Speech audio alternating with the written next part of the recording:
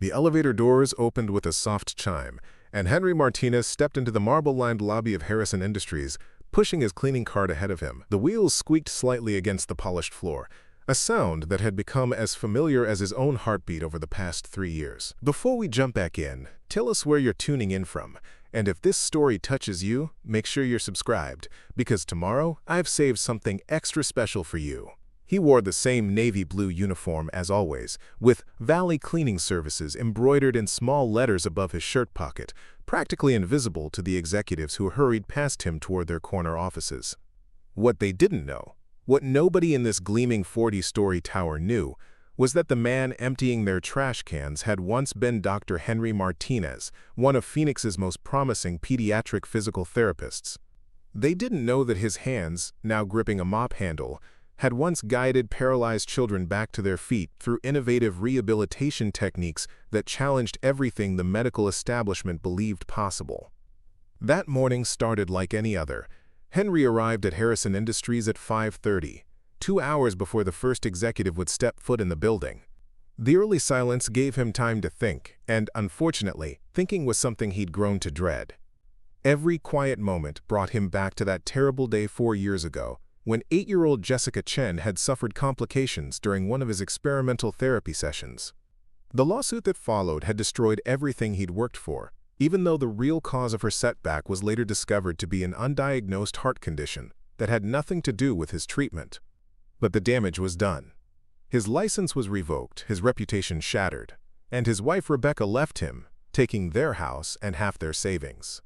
The only thing that mattered to him now was his 12-year-old son Marcus, who had stood by him when everyone else walked away. Marcus never asked why his father went from wearing a white coat to pushing a janitor's cart. He just hugged him tighter each morning before school and told him he was proud to be his son. The 40th floor was Henry's final stop each day, reserved for the executive suites and the office of CEO Robert Harrison himself. It was here, 3 months ago, that Henry first encountered something that would change everything.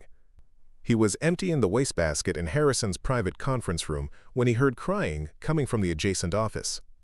Through the slightly open door, he saw a boy about Marcus's age sitting in a wheelchair, tears streaming down his face as he stared at a basketball lying on the carpet just beyond his reach. The boy was Thomas Harrison, the CEO's 13-year-old son, paralyzed from the waist down after a diving accident 2 years earlier. Every medical expert in the Southwest had examined Thomas, from renowned spinal surgeons at Mayo Clinic to specialists at Children's Hospital of Philadelphia. The consensus was unanimous and heartbreaking. Complete T12 spinal cord injury, permanent paralysis, no hope for recovery. But as Henry watched Thomas struggle with the simple desire to retrieve a basketball, something stirred in his trained eye. The way Thomas's left leg moved slightly when he shifted his weight, the subtle response in his ankle when he became frustrated, the barely perceptible twitch in his quadriceps muscle when he concentrated hard on willing his legs to move. These were signs that Henry had seen before, signs that spoke to him in a language the other doctors either couldn't read or had dismissed as wishful thinking. Henry quickly finished his cleaning and left, but he couldn't shake what he'd observed. That night he lay awake researching incomplete spinal cord injuries, diving deep into medical journals and case studies that he'd once contributed to but could no longer access through professional channels. The more he read, the more convinced he became that Thomas Harrison wasn't completely paralyzed at all. Preparing and narrating this story took us a lot of time, so if you are enjoying it, subscribe to our channel. It means a lot to us.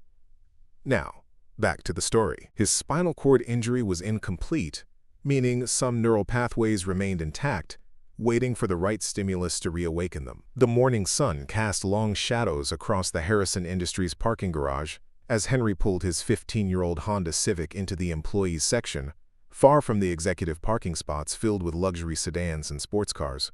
He sat for a moment, gripping the steering wheel, staring at the towering glass building that had become both his salvation and his daily reminder of how far he'd fallen. 4 years ago, he'd driven a different car to a different building, carrying a briefcase instead of cleaning supplies, wearing scrubs instead of a janitor's uniform. The Pediatric Rehabilitation Center had been his kingdom, a place where he'd pioneered techniques that helped children with spinal injuries regain function that other doctors said was impossible. His office walls had been covered with photos of former patients, Kids who'd taken their first steps after months in wheelchairs, teenagers who'd returned to sports after devastating accidents, families whose worlds he'd helped piece back together. All of that ended on October 15th, 4 years and 3 months ago, when Jessica Chen's heart stopped during what should have been a routine therapy session. The 8-year-old had been making remarkable progress, recovering from a car accident that left her with partial paralysis.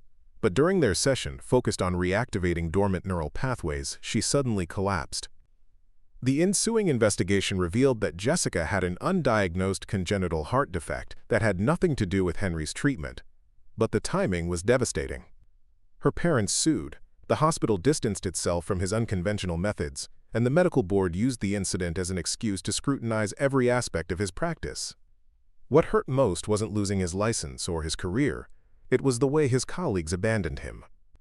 Doctors who had once sought his consultations suddenly acted like he didn't exist. Research partners deleted his name from papers they'd written together. The medical community, that had once celebrated his innovations, now treated him like a pariah who had overstepped dangerous boundaries. Rebecca had tried to stay supportive at first, but as the legal bills mounted and job prospects disappeared, their marriage crumbled under the weight of financial stress and social isolation. She eventually moved back to California with her sister, leaving Henry alone with Marcus in their small Phoenix apartment. The divorce settlement took what little they had left, but Henry was grateful she hadn't fought for custody. Marcus was the only light left in his world. Now, as he walked through the gleaming lobby of Harrison Industries each morning, Henry felt like a ghost haunting his former life. The executives who rushed past him discussing mergers and market strategies had no idea that the man emptying their trash had once presented at international medical conferences, had developed techniques that were being taught in rehabilitation centers across the country. But it was on the 40th floor where Henry's past and present collided most painfully. Every time he cleaned CEO Robert Harrison's office suite, he was reminded of everything he'd lost. Harrison was roughly his age, successful, respected, surrounded by family photos that showed a life of privilege and accomplishment. The irony wasn't lost on Henry that he was now scrubbing the floors of a man whose son he might have once treated as an equal, doctor to concerned father. 3 months ago, during one of his evening cleaning rounds, Henry had discovered that Thomas Harrison spent most afternoons in his father's office, doing homework or reading while waiting for the workday to end. The boy seemed isolated, cut off from typical teenage activities, confined to his wheelchair not just by his paralysis but by the weight of everyone's lowered expectations. The breakthrough moment came when Henry witnessed Thomas attempting to transfer from his wheelchair to the leather couch in his father's office. The movement was clumsy, unsupported, and Henry could see immediately that the boy was doing it wrong, using only his upper body strength and fighting against his lower half instead of working with whatever function remained. It was exactly the kind of fundamental error that could prevent recovery, the type of mistake that well-meaning but undertrained caregivers made every day. Henry wanted to help, wanted to show Thomas the proper transfer technique, but he forced himself to stay silent. He was just the janitor now, with no medical credentials, no authority to offer advice. Speaking up would only invite questions about how he knew so much about spinal injuries, and those questions would lead to answers that could cost him the only job he'd been able to find. But watching Thomas struggle with basic movements that could be dramatically improved with proper guidance was torture for someone who had dedicated his career to exactly this type of problem. Every evening, Henry cleaned around the boy, maintaining the invisible barrier between his past expertise and present circumstances, all while observing signs of incomplete spinal cord injury that every other medical professional had apparently missed or dismissed. The confrontation Henry had been dreading finally came on a rainy Thursday evening in March. He was mopping the marble floors of the executive suite when Robert Harrison emerged from his office, loosening his tie after what appeared to be another grueling day of board meetings and conference calls. The CEO looked exhausted, his usually perfect appearance slightly disheveled, and Henry could see the weight of constant worry etched in the lines around his eyes. Thomas was still in the office, as he often was during these late evening hours, sitting at the large conference table working on homework while his father finished up the day's business. But tonight was different. Tonight, Thomas was crying. Henry tried to focus on his cleaning, keeping his head down and moving methodically through his routine, but the sound of the boy's quiet sobs cut through him like a blade. He'd heard that same heartbroken sound from dozens of children over the years, the sound of dreams being crushed by medical pronouncements that offered no hope, no possibility of a different future. "Hey, buddy, what's wrong?" Robert's voice was gentle as he wheeled his son's chair closer to where he stood. "Dr. Patel came by today," Thomas said, wiping his eyes with the back of his hand. "For my quarterly evaluation." He said the same thing they all say. "No improvement, no change, no hope. Dad, I'm never going to walk again, am I? I'm never going to play basketball or ride a bike or dance at my school formal. I'm going to be stuck in this chair forever." Henry's hands tightened around the mop handle. Dr. Rajesh Patel was one of Phoenix's most prominent spinal injury specialists, a man Henry had actually trained with briefly during his residency years. Patel was competent but conservative, the type of doctor who relied heavily on textbook diagnoses and established protocols, rather than exploring innovative approaches or recognizing subtle signs that didn't fit standard patterns. "Thomas, you know what all the doctors have told us," Robert said, his voice heavy with the exhaustion of having this same conversation countless times. "The damage to your spinal cord was severe. But that doesn't mean you can't have a full, meaningful life. Look at everything you've accomplished already. Your grades are excellent, you're learning Spanish, you've been accepted to that advanced mathematics program." "But I don't want to be the smart kid in the wheelchair," Thomas burst out, his voice cracking with adolescent emotion and genuine grief. "I want to be normal. I want to walk into a room without everyone staring at me with pity. I want to go to football games and school dances and not have to worry about whether there are ramps and accessible bathrooms." Henry found himself slowing his cleaning pace, unable to walk away from this raw display of pain. Everything about Thomas's body language, his motor responses, even the way he shifted unconsciously in his chair, screamed incomplete injury to Henry's trained eye.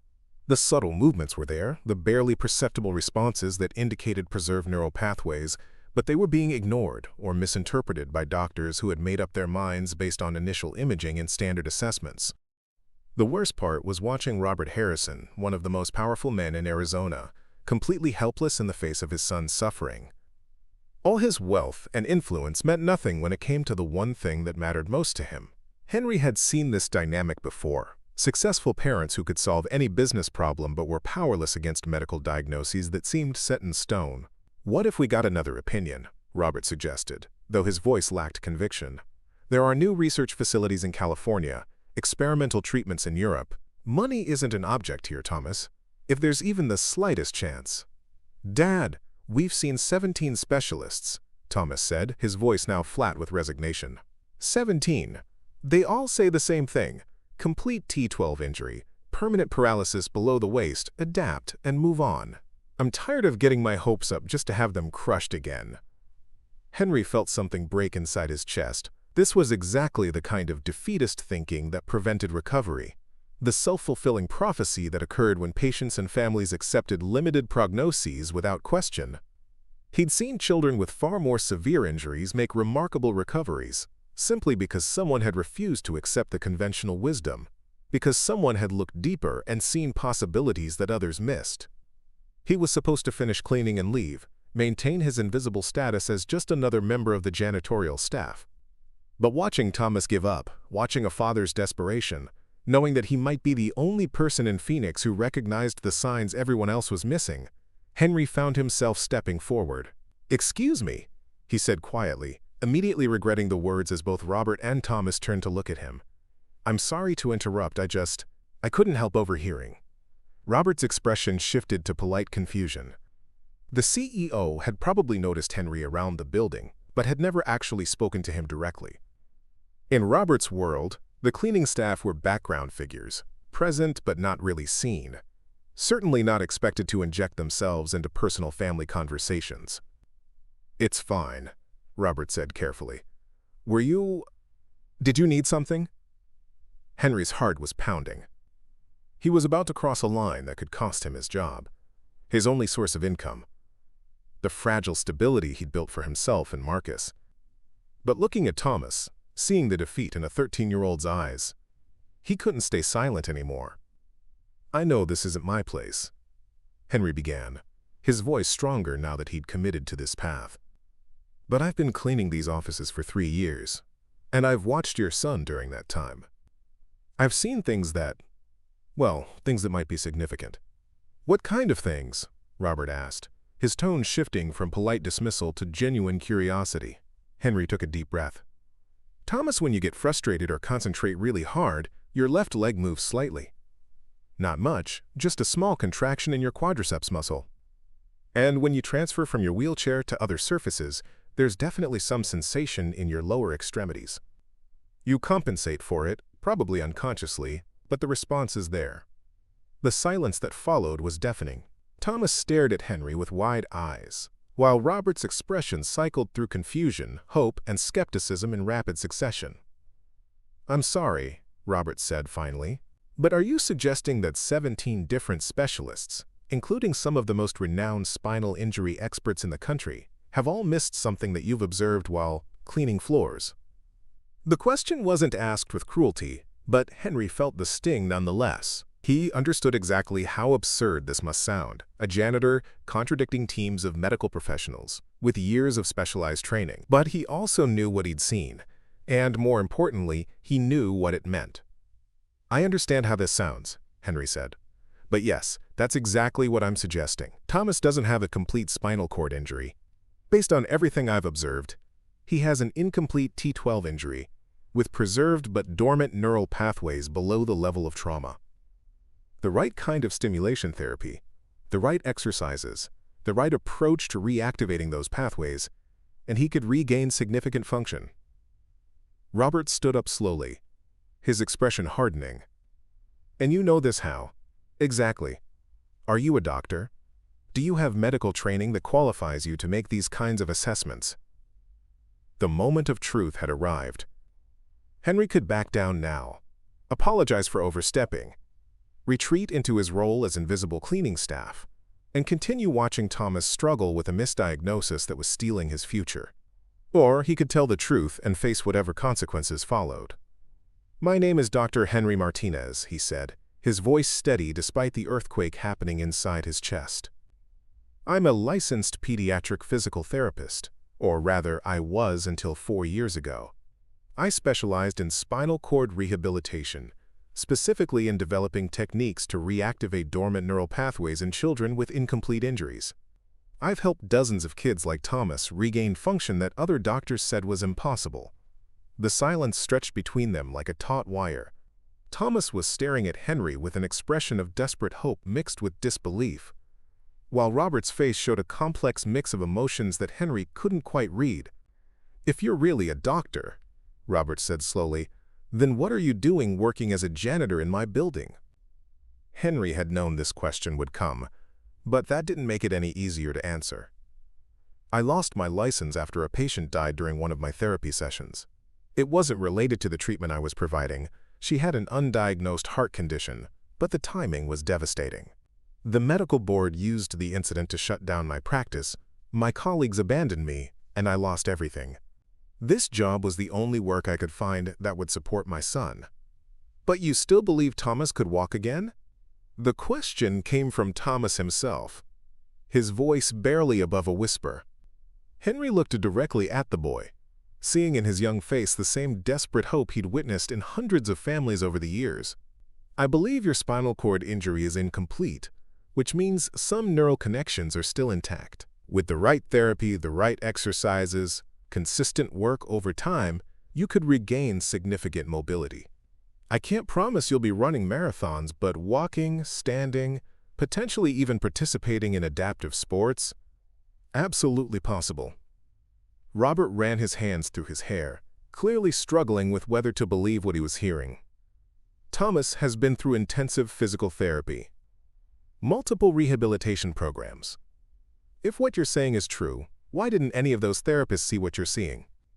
"Because they were working from the assumption that his injury was complete," Henry explained. "When you approach spinal cord rehabilitation with the belief that certain functions are permanently lost, you don't look for signs of preserved pathways. You focus on adaptation and compensation rather than restoration and reactivation. It's a completely different therapeutic philosophy." Thomas wheeled his chair closer to Henry, his eyes bright with the first genuine hope Henry had seen from him. "What would you need to do, to help me, I mean? What kind of therapy are we talking about?" Henry felt his professional instincts kicking in, his mind already formulating assessment protocols and treatment plans. First, we'd need comprehensive testing to map exactly which neural pathways are still functional. Then we'd design a program focused on electrical stimulation, targeted exercises, and specific movements designed to wake up those dormant connections. It's intensive work, probably several hours a day for months, but the potential outcomes could be life-changing, Robert finished, his voice heavy with the weight of new possibility. Henry nodded. For Thomas, for your whole family. But I need to be completely honest with you. I'm not licensed to practice medicine anymore. I can't treat Thomas officially, can't prescribe therapies, can't work within the medical system. If you wanted to pursue this, it would have to be done privately, quietly, and you'd be taking a significant risk trusting someone who the medical establishment has essentially blacklisted. The three of them stood in the executive suite, rain still pattering against the floor-to-ceiling windows, each of them processing the magnitude of what had just been revealed. Henry had shattered his own carefully constructed anonymity, exposed the truth about his past, and offered hope that could either transform this family's life or lead to devastating disappointment. Robert looked at his son, saw the light that had returned to Thomas's eyes for the first time in months, and made a decision that would change everything. "Dr. Martinez," he said formally, "would you be willing to evaluate my son, privately, unofficially, but thoroughly? I need to know if what you're suggesting is really possible." Henry felt tears he'd been holding back for 4 years, finally beginning to fall. "Yes," he said simply. "Yes, I would." 2 weeks after their conversation in the executive suite, Henry found himself standing in the basement of Robert Harrison's Scottsdale mansion, looking at what had once been a home theater and was now being transformed into a state-of-the-art rehabilitation facility. Robert hadn't wasted any time once he'd made his decision to trust Henry's assessment of Thomas's condition.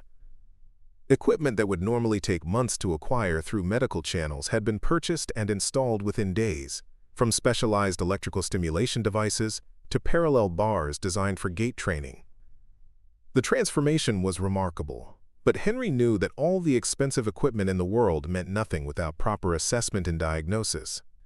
He'd spent the previous week conducting the most thorough neurological evaluation of his career, testing Thomas's responses to various stimuli, mapping sensation levels throughout his lower extremities, and documenting every subtle sign of preserved neural function that the previous 17 specialists had missed or dismissed. The results were even more promising than Henry had initially hoped. Thomas's spinal cord injury was indeed incomplete, with significant preservation of neural pathways below the T12 level. More importantly, there were clear indicators that these pathways were responsive to stimulation and could potentially be reactivated through targeted therapy. It was exactly the kind of case that had made Henry's reputation in the medical community before everything fell apart. "So what's the verdict, Doc?"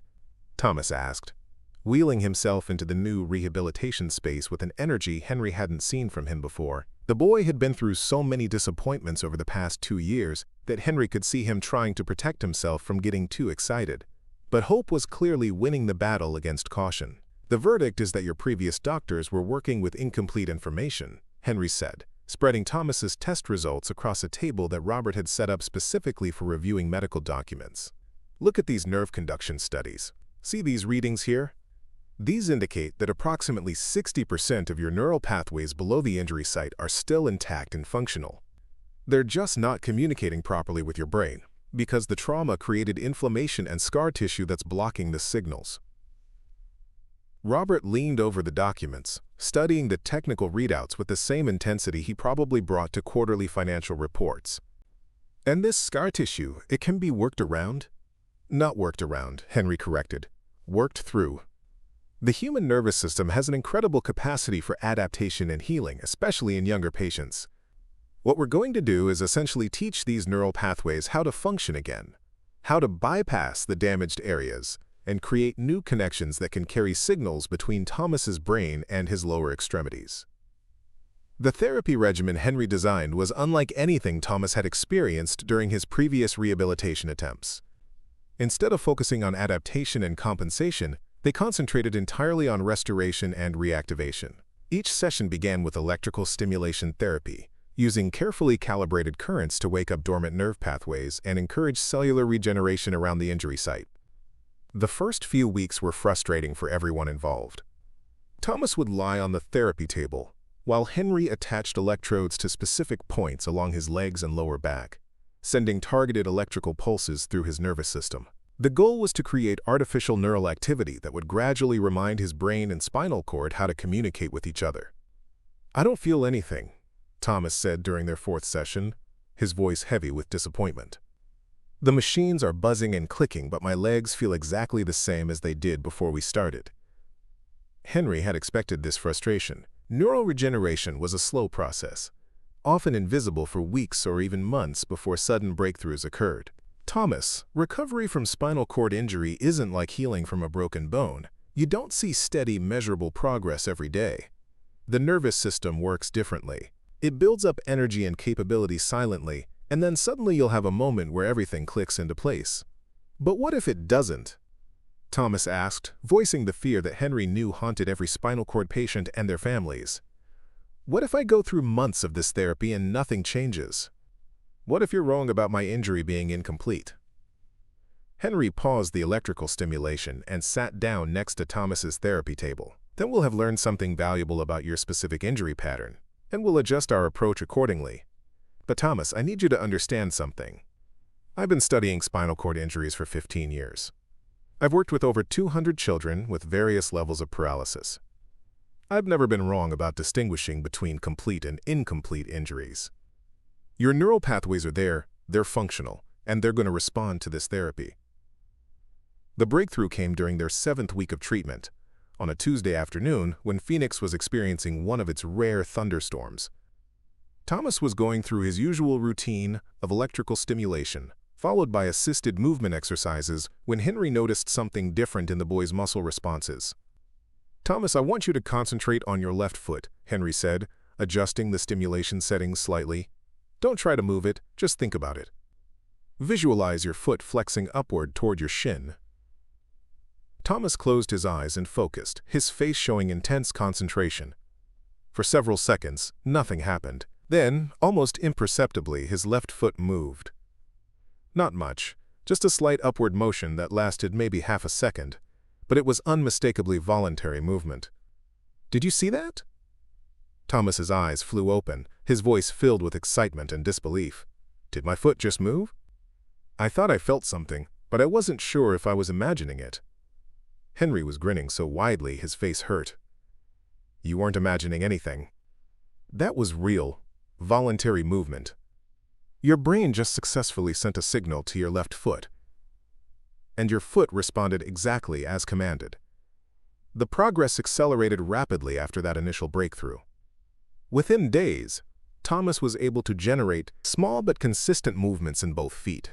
By the end of the 8th week, he could flex his ankles, rotate his feet, and even generate slight movement in his calf muscles.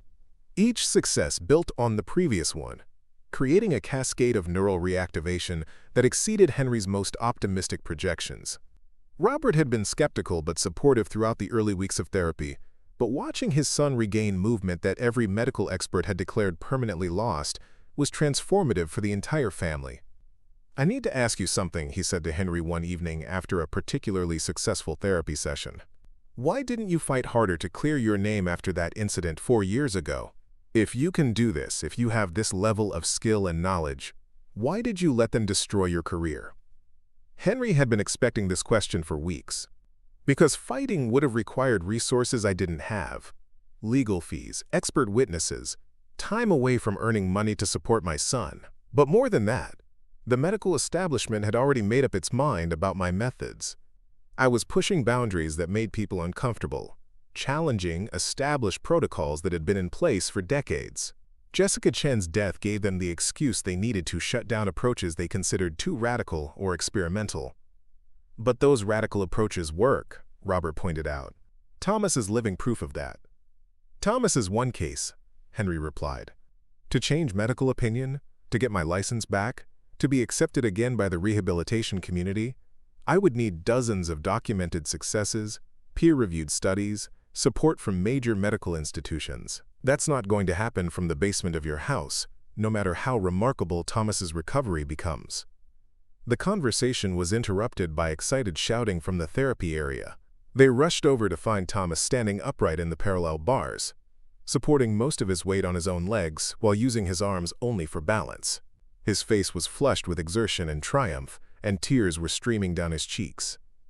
"I'm standing," he said, his voice cracking with emotion. "I'm actually standing on my own legs. Dad, Dr. Martinez, I'm standing up." Henry quickly moved to check Thomas's form and stability, but what he saw was even better than he'd hoped. The boy wasn't just supporting his weight. He was actively engaging his leg muscles, making micro-adjustments to maintain balance, demonstrating neural control that should have been impossible according to every previous medical assessment. "How does it feel?" Henry asked, monitoring Thomas's vital signs and watching for any signs of fatigue or distress. "It feels like coming home," Thomas said, his voice filled with wonder. "I'd forgotten what it felt like to see the world from this height, to feel my feet connected to the ground. Dr. Martinez, how much more improvement is possible? Could I actually walk again?" Henry looked at Robert, seeing hope and terror warring in the man's eyes. They'd already achieved what 17 specialists had said was impossible, but walking was an entirely different level of recovery, requiring not just neural reactivation, but also muscle strengthening, balance training, and coordination development that could take months or years to achieve. "Let's take this one day at a time," Henry said carefully. "Standing is a huge milestone, but walking requires much more complex neural coordination. We're going to need to rebuild muscle strength in your legs, retrain your balance systems, and develop the specific motor patterns that allow for controlled forward motion." But even as he spoke, Henry was mentally designing the next phase of Thomas's rehabilitation program. The boy's response to therapy had exceeded every benchmark, suggesting that full mobility recovery might actually be within reach. It was the kind of case that could revolutionize spinal cord treatment protocols, the kind of success story that could change medical opinion about what was possible for incomplete injury patients. 3 months after their first conversation in the executive suite, Thomas Harrison took his first independent steps since his diving accident. They were tentative, carefully supported steps between the parallel bars, but they were real, voluntary, coordinated movements that demonstrated complete neural reconnection between his brain and his lower extremities. Henry watched with tears in his eyes as Thomas walked slowly but steadily across the therapy space, his gait improving with each step as muscle memory and neural pathways continued to strengthen and refine themselves. This was why he'd become a physical therapist in the first place, to witness moments like this when medical impossibility became joyful reality. "Dr. Martinez," Thomas said, reaching the end of the parallel bars and turning around carefully to face Henry. "I want to walk into my school next week. I want to walk into my classrooms, walk to lunch, walk to my locker. I want everyone who wrote me off to see that they were wrong." Henry nodded, understanding the deeper significance of what Thomas was planning. This wasn't just about physical recovery. It was about reclaiming identity, dignity, and hope that had been taken away by medical pronouncements that turned out to be tragically premature. The moment had come to show the world what they'd accomplished together in Robert Harrison's basement. What was possible when someone refused to accept conventional wisdom about the limitations of human healing and recovery.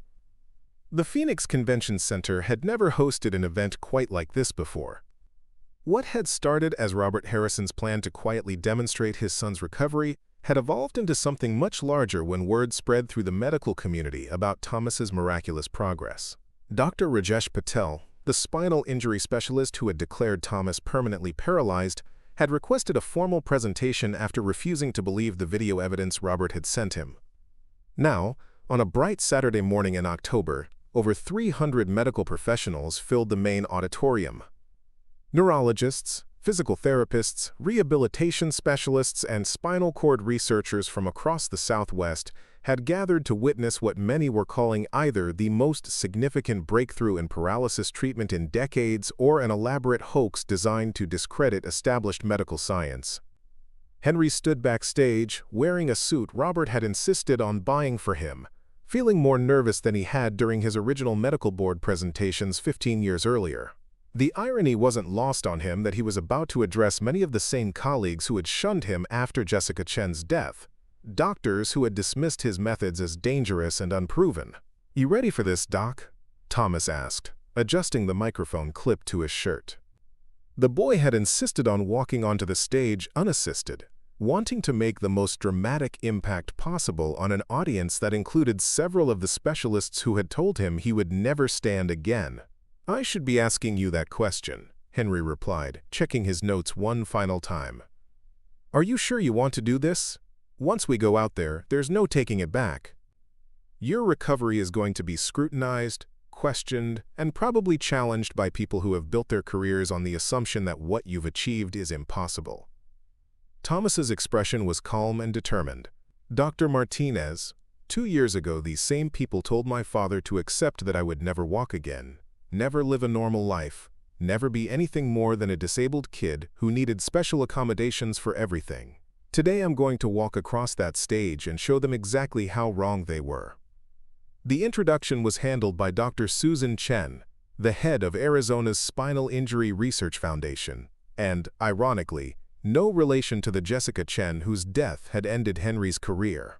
Dr. Chen had been initially skeptical when Robert first contacted her about Thomas's recovery, but after reviewing Henry's documentation and witnessing Thomas's mobility firsthand, she had become one of the most vocal advocates for this presentation. "Ladies and gentlemen," Dr. Chen announced to the packed auditorium, "what you're about to see challenges everything we thought we knew about complete spinal cord injuries and recovery potential. I ask that you observe with open minds and scientific objectivity, because the implications of this case could revolutionize how we approach paralysis treatment." The curtain rose to reveal Thomas standing center stage, wearing jeans and a casual shirt, instead of the medical gowns and hospital attire that had defined his appearance for the past 2 years. The audience murmured in recognition, many of them having seen his case files and medical records during their own consultations with the Harrison family. "My name is Thomas Harrison," he began, his voice strong and clear through the auditorium's sound system. 2 years ago, I dove into shallow water and suffered what 17 different medical specialists diagnosed as a complete T12 spinal cord injury. Every doctor I saw told my family the same thing. Permanent paralysis below the waist, no hope for recovery, adapt and move on. Thomas began walking slowly across the stage, his gait steady and confident, each step generating gasps and whispers from the medical professionals in the audience. Many of them were pulling out their phones to record what they were witnessing, knowing that their colleagues would never believe their descriptions without visual proof.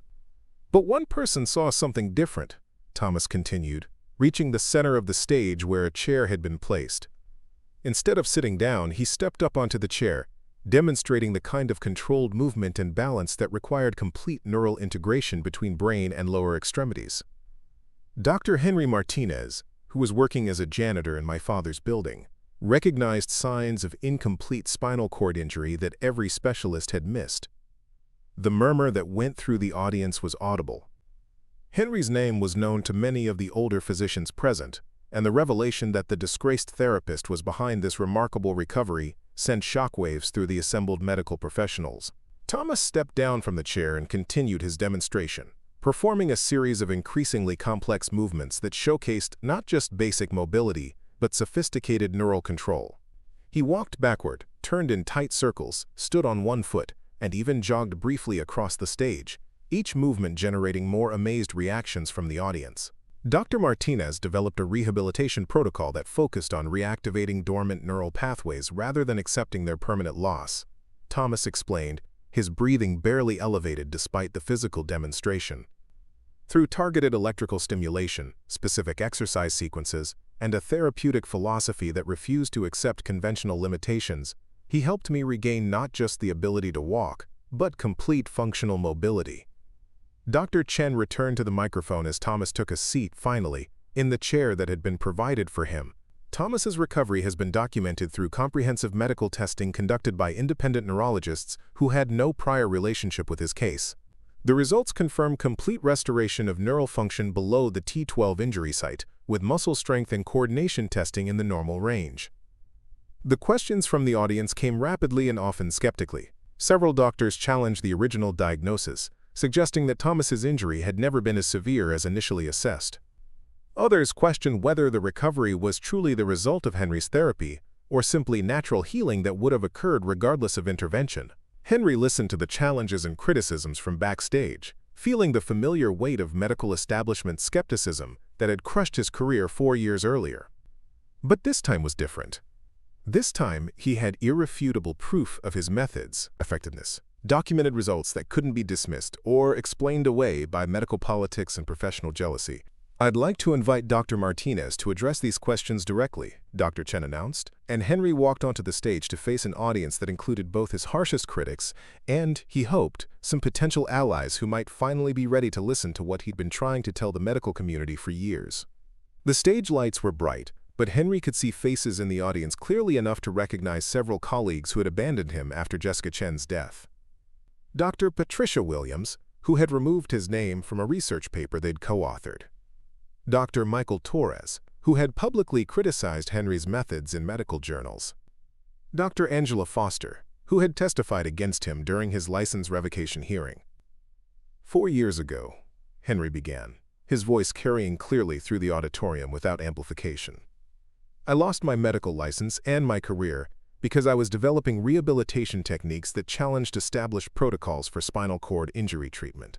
The medical board and many of you in this audience decided that my methods were too experimental, too risky, too different from accepted standards of care." Henry paused, looking directly at Dr. Foster, who had the grace to look uncomfortable under his gaze.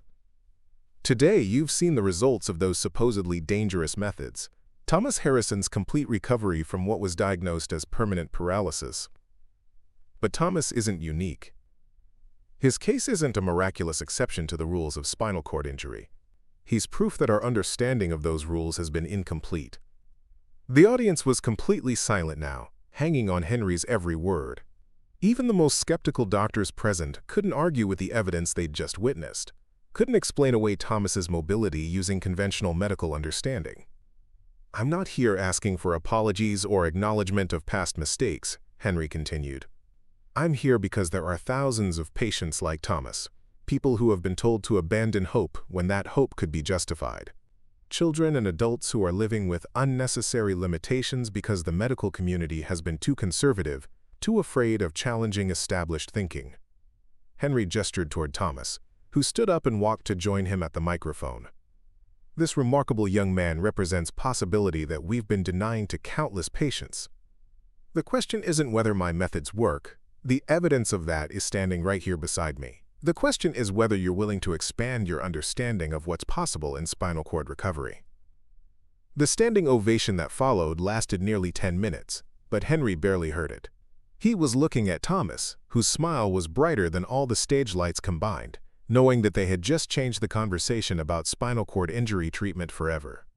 6 months after the Phoenix Convention Center presentation, Henry stood in the doorway of his new office at the Harrison Rehabilitation Institute, watching as construction crews put finishing touches on what would become the most advanced spinal cord treatment facility in the southwestern United States. The building had risen from an empty lot in downtown Phoenix with remarkable speed, funded entirely by Robert Harrison's determination to ensure that no other family would have to endure what his had experienced.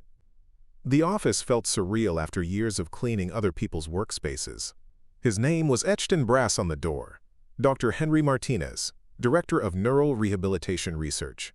The Arizona Medical Board had expedited his license reinstatement after reviewing Thomas's case and the overwhelming support from the medical community following their presentation.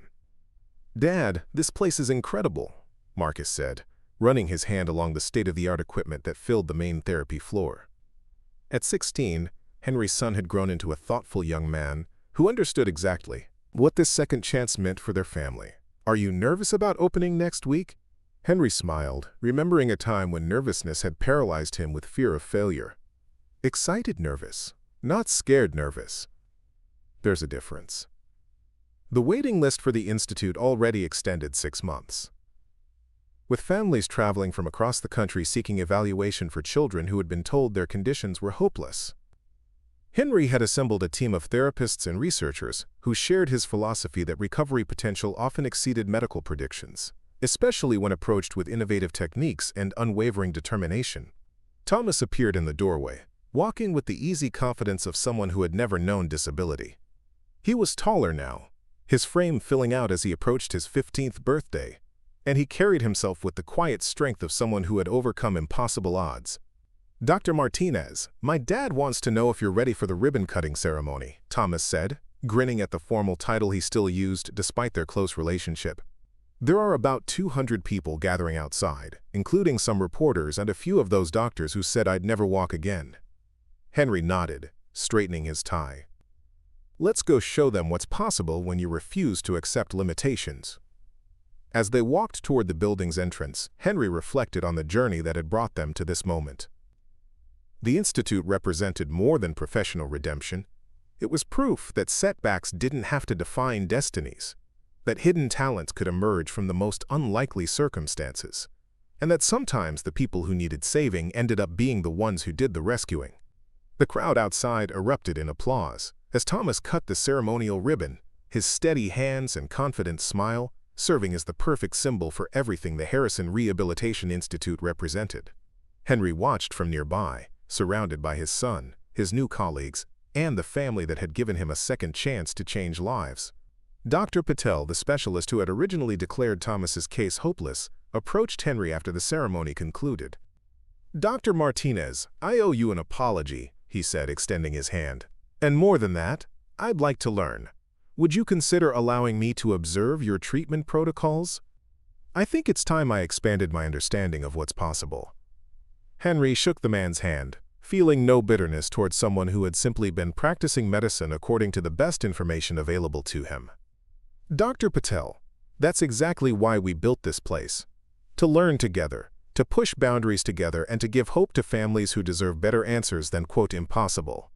As the crowd dispersed and the sun set over Phoenix, Henry found himself alone with Thomas on the Institute's rooftop garden, looking out over a city that had witnessed both his greatest failure and his most triumphant comeback. "You know what I'm most grateful for?" Thomas asked, breaking the comfortable silence between them. "What's that?" "That you were brave enough to speak up that night in my dad's office. That you risked everything to help someone you barely knew. That's the kind of person I want to be when I grow up." Henry felt tears welling in his eyes as he realized that Thomas's recovery had given him something even more valuable than professional vindication.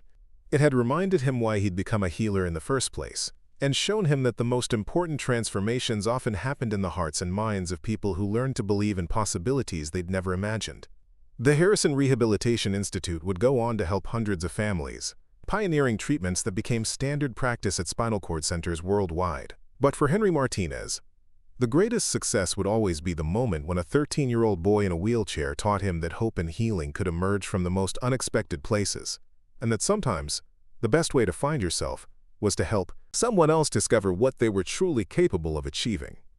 Up next, you've got two more standout stories right on your screen. If this one hit the mark, you won't want to pass these up. Just click and check them out.